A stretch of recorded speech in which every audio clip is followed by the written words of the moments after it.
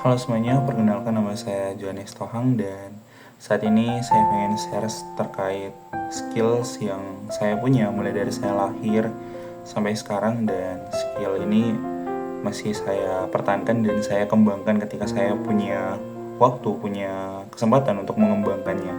Kalau berbicara soal skill, mungkin kita akan berbicara terkait dasarnya dulu nih, yaitu soft skill. Dan puji Tuhannya, soft skill yang saya miliki ini adalah soft skill yang bisa saya katakan sudah ada mulai dari saya kecil.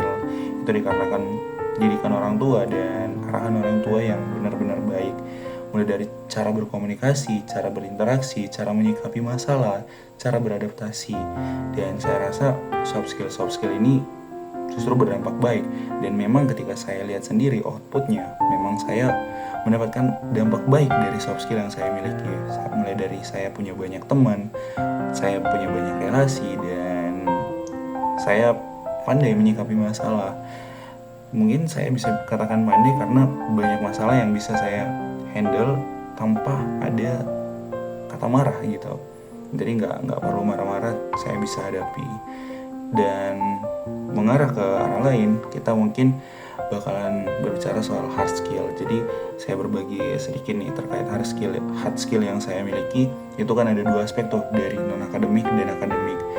Kalau berbicara soal hard skill, mungkin saya lebih condong ke non akademik, walaupun ada juga bagian akademiknya. Dari kecil saya tuh udah belajar musik. Dari kelas 6 SD saya tuh belajar gitar dan dilanjut dengan belajar piano, dan akhirnya saya menemukan dunia saya saat ini, yaitu di drum, yang akhirnya membuat saya semakin cinta dengan musik, membuat saya semakin rajin untuk belajar musik, dan membuat saya menjadi pemain drum di gereja juga.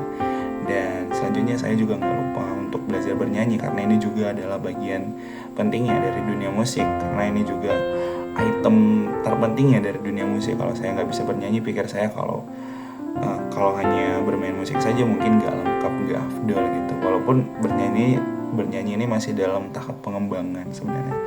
Dan selanjutnya berorganisasi. Saya bisa bilang pengalaman saya di organisasi terbilang banyak gitu. Keanggotaannya banyak, dan beberapa juga ada mendapatkan posisi-posisi penting sebenarnya. Yang pertama mungkin saat saya SMP tuh saya pernah jadi wakil ketua OSIS, dan saya juga pernah jadi ketua panitia Natal di sekolah minggu itu saat saya masih kecil banget tuh.